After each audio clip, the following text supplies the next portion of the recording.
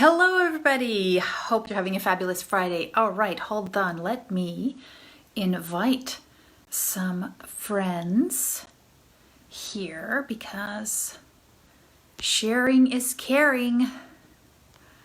All right, done. Oops. Okay, so thanks so much for being here. Let me know if you can actually read this properly. It should say motivation. And that's what we're going to talk about today. How do you get people motivated to go through your learning? How do you inspire them? That's another word for motivation, I think, is inspire. And I don't know if you get this question, but I get this question quite a bit. Or it's not necessarily actually a question. A lot of it is just a complaint. The complaint is, Anna, I put out this amazing stuff. How do I get people motivated to do it? My learners aren't motivated. They don't want to do it. They're not motivated to do it. And that's a fantastic question. So we're going to dig into that today. And let me grab, oh, here it is. Okay, so we're talking about motivation. We're talking about inspiration, right? And I think one of the things that we mess up on a little bit is that when we talk about motivation, we talk about it as a single thing. But motivation is not a single thing. It's actually a whole bunch of things that need to be working together for motivation to actually happen. So let's dig into that a little bit, because when you unpack it, then you can start figuring out ways to tweak motivation and increase motivation of your learners so that they are more inclined to go through the fabulous masterpiece that you put together, right? So let me get rid of this first. One of the things I want to start with is this story. So let me tell you, true story, true story. So a couple of months ago, I moved into this fabulous space and my toilets were making this funny little noise and it was intermittent. So I thought, hey, whatever, I'm not really gonna, look into it or whatever. It's intermittent, I don't care, right? I got bigger fish to fry. So couple of weeks later, I get a partial bill in the mail for my water. And it's kind of huge, right? Like for my standards. And so I'm thinking, call the people up and from the water company, and they say, what they tell me is, wow, you guys really are using quite a bit of water. How many people do you have living at your place, right? And I'm like, how many people should be living at my place? And they're like, well, by this usage, it looks like maybe 5 people who are taking 2 or 3 showers a day. Something like that, realistic, really, right? Because it was only for 3 weeks.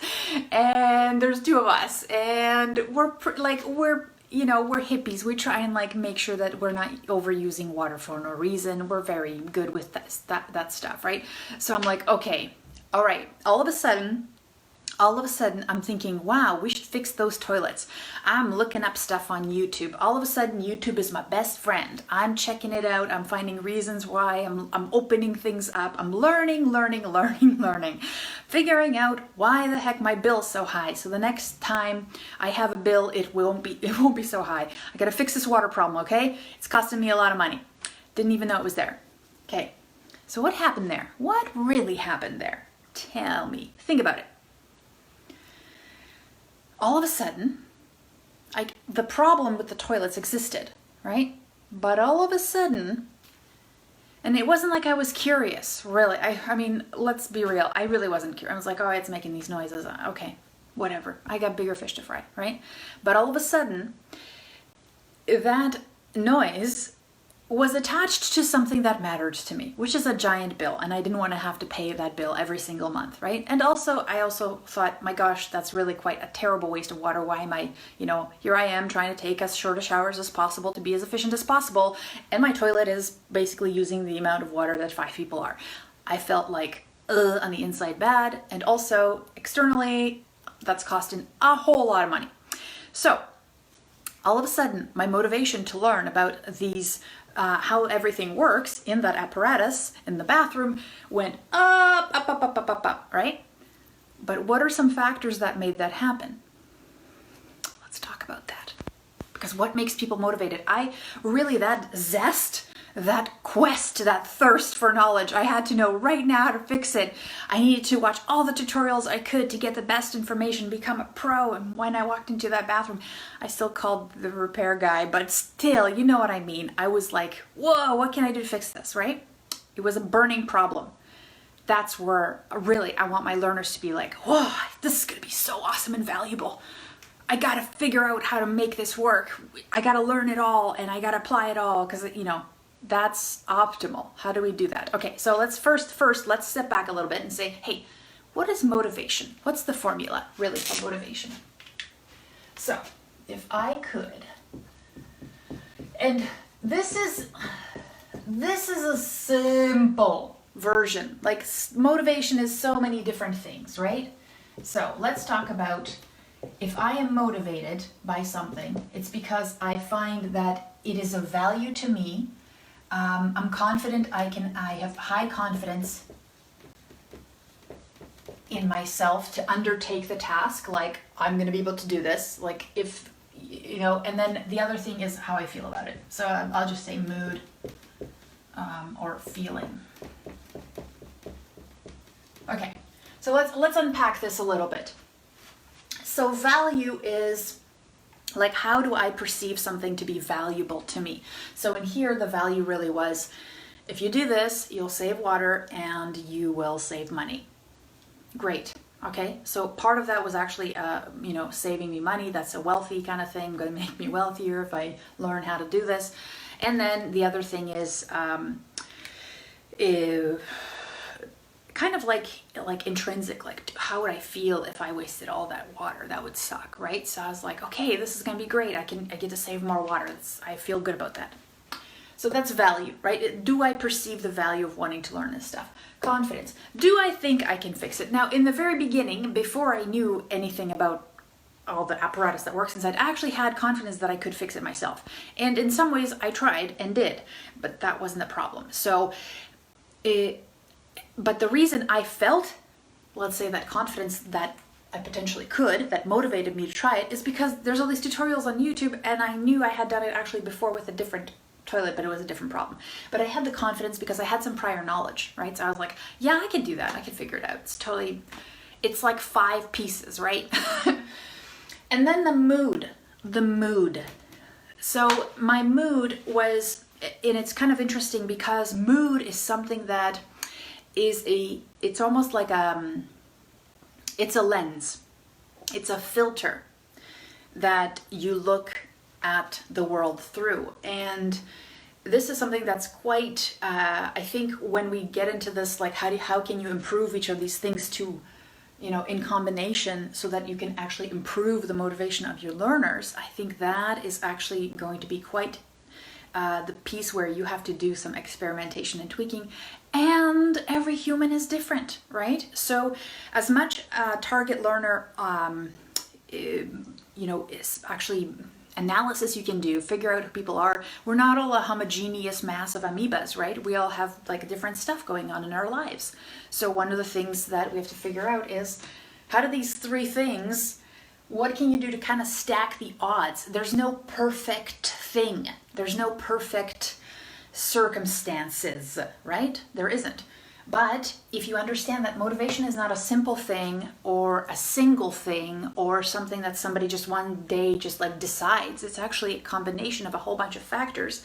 That's actually a super cool thing, because if you realize that each of these is something that you can actually stack and influence a little bit, boom, you know, that, like, one of the things you have to think about is, you know, why do people use gamification strategies? Is because it's not going to work on everybody. And some people try and kind of dismiss that. They're like, well, yeah, I wouldn't like that. I don't like a competition. That's fine. But there's people who do. So what we're doing is we're just taking one more thing and adding to the recipe an extra spice.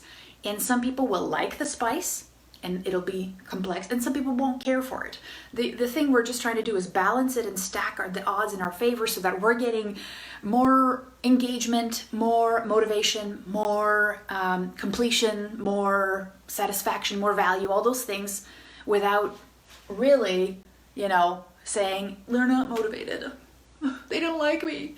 It's nothing like that. It's nothing like that. There's so many other things. So let's get into it now. Where's my handy towel That's right, guys, I'm using a face towel. It's because my other wipey thing fell apart, you know, so now you get that, I get a towel. Actually, it works pretty well, so. All right, so let's talk about, first let's talk about value. Value, so cool, so good. You guys, this one's actually easy. This one's easy, but people still mess it up. All right, so if we're gonna talk about,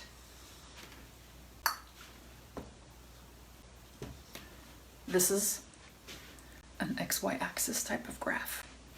Motivation is here. Motivation. And let's say this is value, right? When I say value, this is not anything to do with what I think is valuable. This is everything that my learner thinks is valuable. That's why you gotta talk to those people, because what you value and what they value, completely different things sometimes, right? We're not our learners, we're not. Like, you're here watching a YouTube video because you perceive the value of it, right? You're seeing something that'll help you get better at it. Your learners, totally different values, totally different beliefs, right? Sometimes. So you got to figure out what that is. But this is what's cool. And that's why we say, you guys, we are in the sales business. We are in the persuasion business. I'm trying to sell you ideas all the time. I'm trying to sell you to my line of thinking. Now, the way I do that is by somehow trying to show you how this stuff is valuable to you, right? How do I do that? How do I do that? How do I figure that out? Now, one of the things that I'm doing, like with you right now, I'm going to say, you know, this is going to help you create learning that people will actually complete, that people will actually find, you know, interesting, that people will actually apply, all those things. Because for the majority of people who actually watch these YouTube channels and actually learn how to create better learning, there's a reason you're doing this, is because you want to have impact. You can't have impact if people don't finish your learning. You can't have impact if people don't understand what you're sharing. You can't have impact if people don't get the lessons that you want them to have, right? You want to have impact. That's important to you. Impact is also measured in different things, right? So what do you find valuable? That's why you're watching this information. That's why sometimes you value the idea of novelty, of new ideas, of accumulating different strategies so that you can build on them, so you can gain mastery. A lot of people find value in mastery. But this is what's cool. The more valuable you find something, and this is sweet, the more valuable you find it, the more your motivation goes up. So the higher the value, the higher the motivation. And this is where we gotta be a little bit careful, because and I've seen this done, this is kind of crazy. So one of the things that people do is when I say people, I mean me, instructional designers. So what I would do, I would get a whole bunch of info, right? Content. I get so much content. It's like coming out of my ears, right? Content from SMEs, manuals, resources, great. And then I have topics. Topic 1, topic 2. And listen, what's value? What's value? What's another fabulous word for value? It's called WeFM. Turn into the channel WeFM. WeFM. That's what we old school trainers call it. WeFM. Are you turned into the station? Basically, it's an acronym. It stands for what's in it for me, right? That's how somebody perceives value. And your job is to actually share that with somebody. Now, the wrong way to do this, and I'm gonna do this, that's right, is, let's say, this is how I've seen people do it, and I've done it before too. You have a whole bunch of content, and then what you do is you go, okay, this topic, I know it's important because it's in here. How can I turn it into, prove to the learner that it's of value? I'm just gonna come up with some scenario.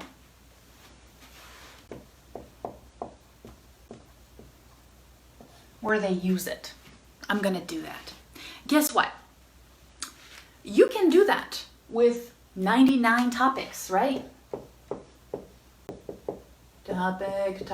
You can keep going. But you know what? After like the fifth topic, when you've come up with a scenario of how this is valuable, somebody's gonna start calling you on it and be like, really? Really? You came up with 99 topics and all of them are uber valuable. I doubt it. I absolutely doubt it. Do not do this, okay? Because I've seen this, especially in academic courses where content is what everybody begins with, and then they try and justify the inclusion of that content by saying, well, this is valuable because you're going to need it here, and this is valuable because you're going to need it here. No, that's not how adult learners perceive value, okay? This is how we perceive value. Now, if you disagree, you got a better idea, go for it. This is how I perceive value. This is how I think about delivering value to adult learners who have prior experience, who have prior knowledge, who are coming in with some expectations. They're not a blank slate, right? Even if this is new to them, this whole entire topic, you still have to figure out value a little bit differently. Okay, so get this. So this, ignore this. This is wrong. Here's how you perceive value. So let's say you're trying to get people to do something that is like, let's say, have them learn a skill, like sales, customer service. So then you can say, okay, well, all right, you can just teach sales topics 101. How to greet a customer, how to do this, how to shake hands, how to follow up, all that stuff, right? Okay, sure. What about if I told you that I could show you a strategy that if you applied it, you would be able to make 25% more sales? I could increase your results by 25%. Would you find that valuable? What if I told you that I would also reduce the amount of refunds that you get from your customers by 50%? So sales go up, refunds go down. Now, two things this would do. One, this one would probably increase my revenue as a salesperson. Yep, me likey.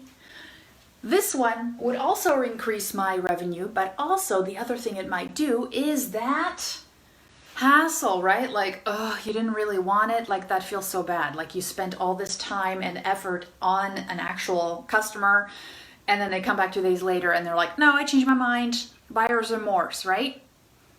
That sucks, because that's time you could have spent with somebody else as a salesperson. Imagine that. So, time saved, time. Now, time is money, but also there's other things involved in there, right? So now, if I tell you I have this strategy that's gonna do this for you, and you're motivated by those things, because most salespeople are, like if they're in sales and on commission, this is motivational. That's value. Are you interested in what I have to say? Heck yeah! And now, as a designer, as a learning designer, I can now figure out what are the essential components, what are the situations, what are the practice activities, what's the info, what's the topics, what's the content that I need to provide for this person in the right sequence for them to learn this, right? That's how I sell them on value. It's no longer this randomness of, let's try and squeeze this topic into this. And some things will fall away. If for some reason all of your topics end up being valuable, that's wonderful. But that's not the way to get somebody to go through it. In fact, you're actually doing them a disservice because you're not framing it the right way first. You're not framing it the right way first. Find out what it's going to do for them. What's in it for them? What's that station? What's that FM station? And then you'll have increased motivation. Now, as you remember, motivation is a confluence of three things. What are they again? So we've got value, confidence, and mood. So now let's talk about confidence and mood. Okay, first let's talk about confidence. All right. Where's my towel? Da da da da, towel to the rescue. All right. Is this fun or what? Are you motivated to learn more? Okay. I won't erase that because motivation's still on the scale. All right, guys, confidence. Confidence is interesting. Okay, so, confidence. You know what I'm gonna do? I got a whole, by the way, I got a whole bunch of rainbow markers and like 2 of them are actually good enough to use on the board. The rest are just so weak. So weak. So disappointed. Thought they'd be more vibrant. Okay, moving on. That's just a rant. Okay, confidence. Confidence. Now, confidence. Confidence comes from many, many, many different things. A lot of it has to do with where your learners have already been in the past. What have they done in the past? Their experiences, prior knowledge, all that stuff. That has to be there.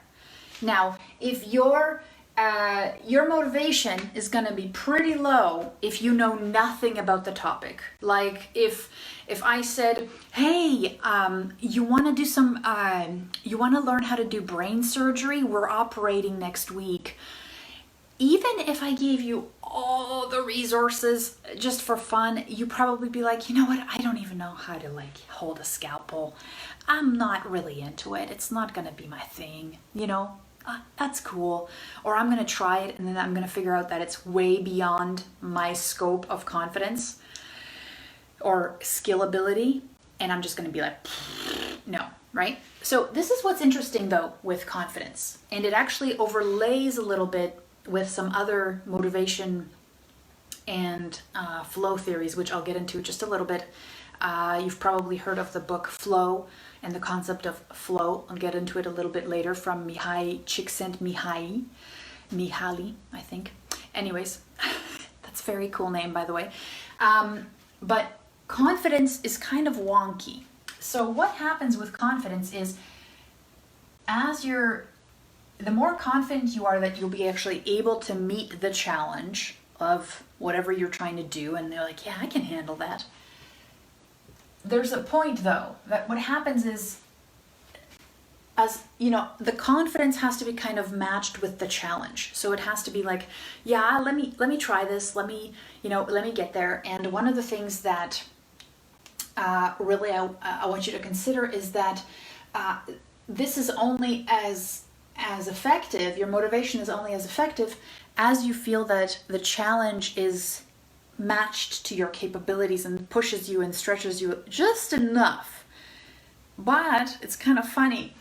When your confidence reaches a certain level, like overconfidence, like when you feel you're like, this is so easy. I can do this all day with my eyes closed. Guess what happens to your motivation? Bye-bye, right? And we actually, Mihai Csikszentmihalyi actually talks about this idea, because he talks about the state of flow where your skill and the challenge is kind of matched up, right? And what happens is they kind of grow, each one grows at the same time. Well, if you're overconfident, or if something becomes basically too easy for you, you just get bored with it. It's no longer fun. It's like mastering a video game. It's like playing against people who aren't really good, and then you're the best one in the room, and then you realize that isn't fun anymore unless you're some sort of a sadist. But really, it's no longer fun for you. So what happens is you have to ensure to maintain motivation for your learners is that you keep it at the sweet spot. You let it get too easy or they get too overconfident, bye-bye, right? So that's an interesting one. So motivation, what is it? Confidence, mood, value. Let's talk about mood. Okay. Da, da, da.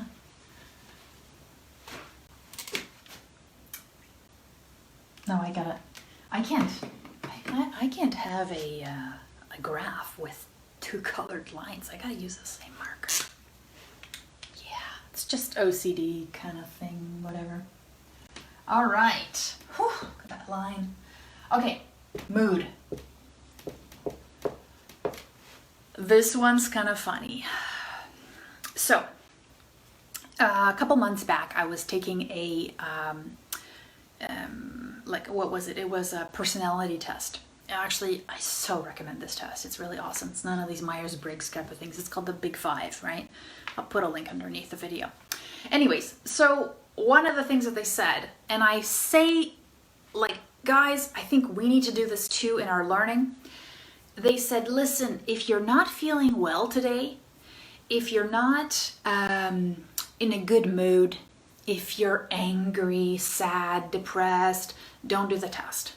Pick a day when you're just feeling good or okay, because the mood that you have will skew your results, and it'll give you an inaccurate analysis of who you are. And I was like, whoa, can you believe they told me that? And they're right. There's a lens, right?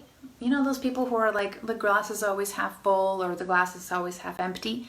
Well, if your learner is already in a predisposed state of, this is going to be terrible, or I'm going to have a bad time, or I'm not good at learning, if they believe all these things, guess what's going to happen? It's called confirmation bias, right? It's going to suck.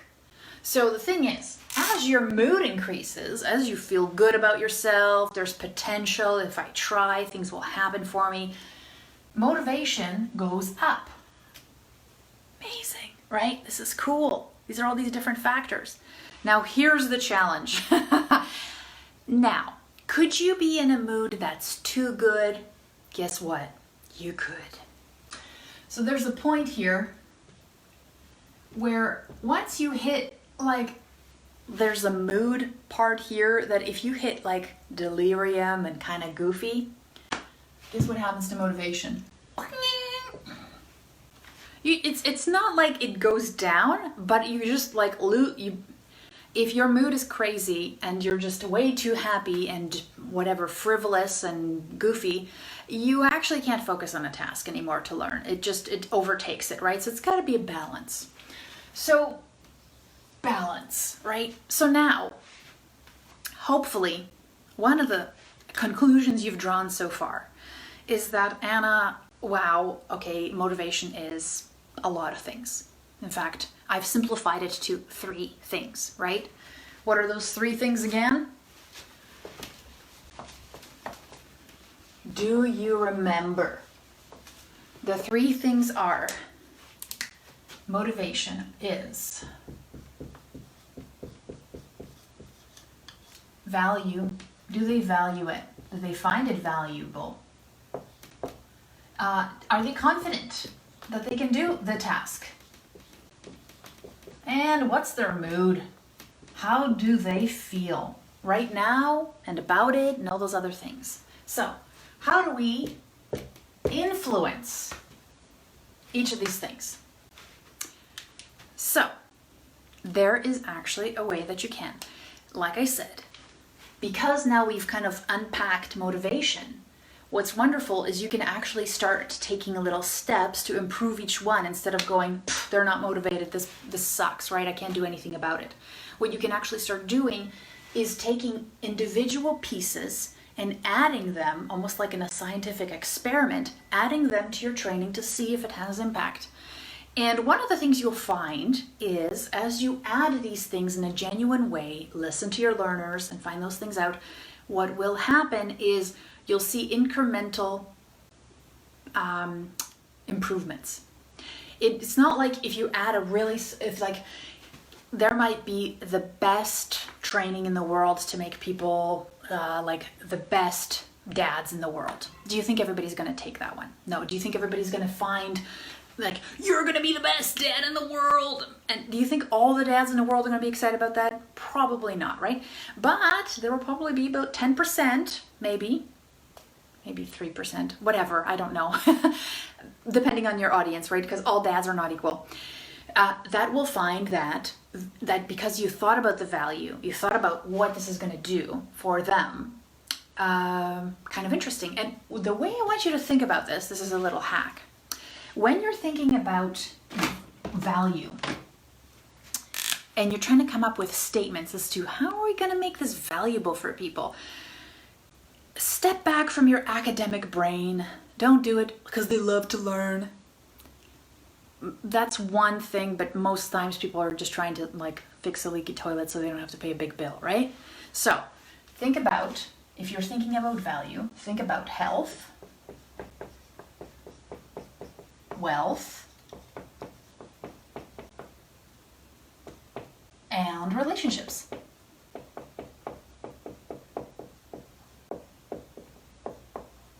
So, how is this going to make them more healthy, wealthy, or have better relationships? Like, let's say, you know, for my YouTube videos that I was looking at for trying to fix the toilet, what was I trying to do? I mean, really, what was I trying to do? Did I care about the toilet? No.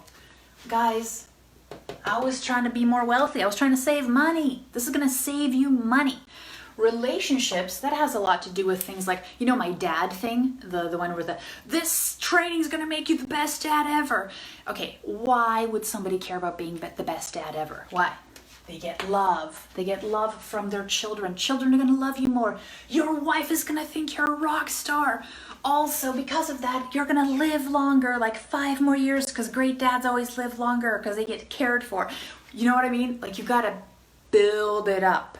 Connected to bigger things. These 3 things are usually a winner. You get and find other stuff, good, but connected to those things. Adults care about these things.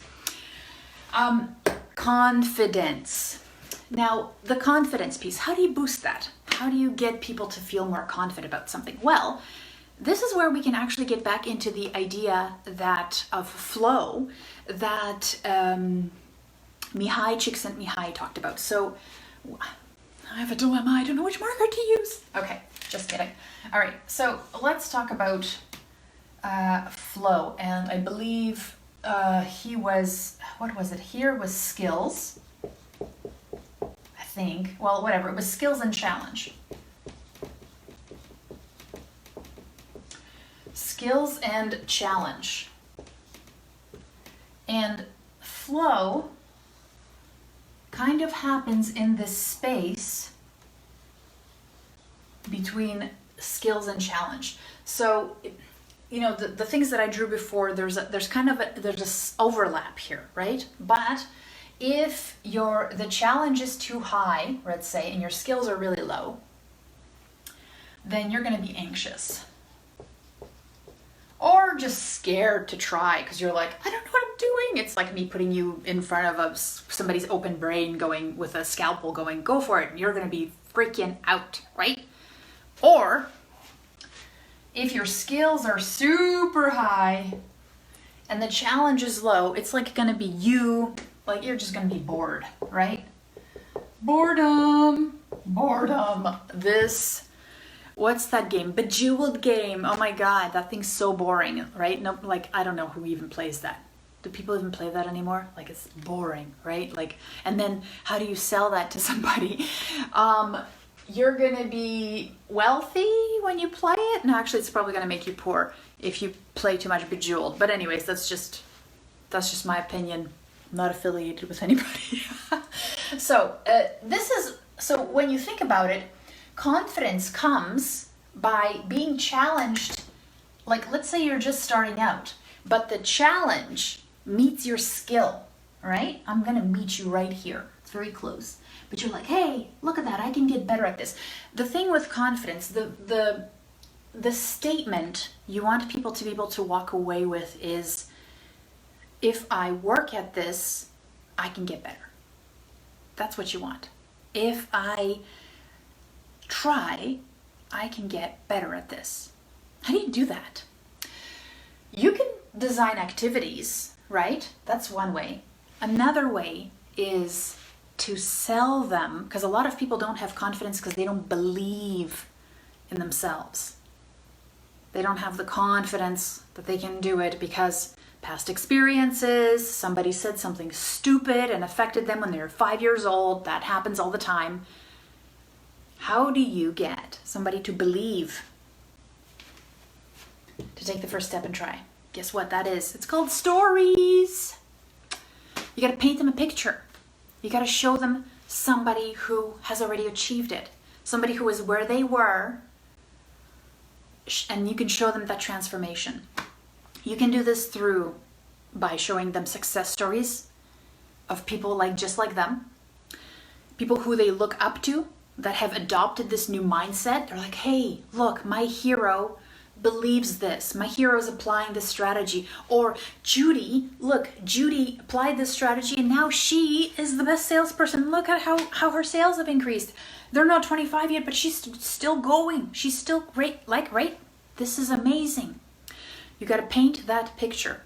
If you don't have heroes in the workplace you can rely on, if you don't have role models that have achieved this or are adopting that strategy, then your next best bet is to create a scenario that has a transformative story of a character, somebody they can relate to, somebody who's struggling with the same thing, somebody who's struggling with the same internal dialogue and hang-ups, and they overcome them and they reach that awesomeness.